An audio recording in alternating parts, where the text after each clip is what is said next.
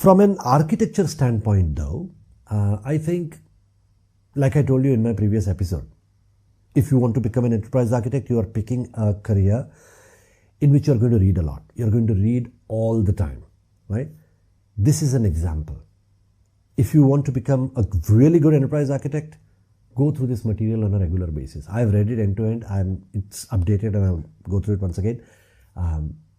But it's not a very dry read. I mean, it's a very interesting read in my opinion. Of course, it's a case-to-case basis and different people will find it interesting or not interesting depending upon.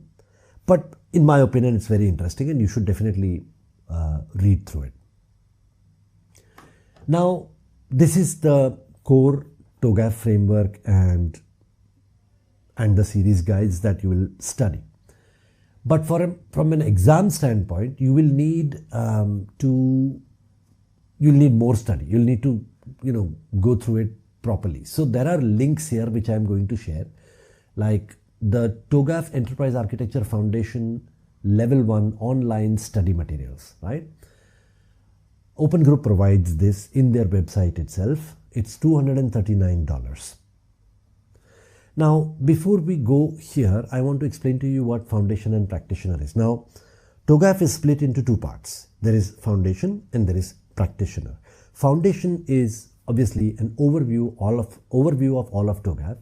What is TOGAF framework? What is the Open Group? What are the objectives of the Open Group? What are some of the other communities which are there? And then you have your architecture development method, your content framework, your guidelines, your techniques, applying the ADM, etc., right? All the different parts of the ADM and series guides and all that, but at a very high level, right?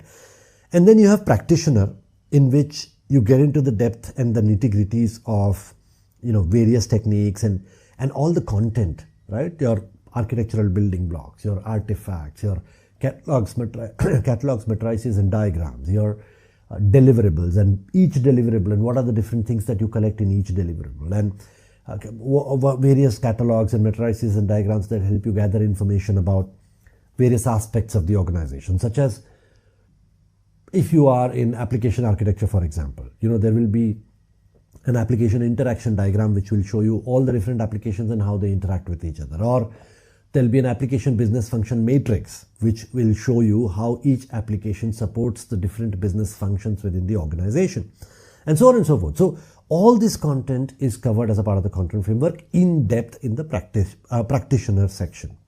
Now, the exams are also split into two.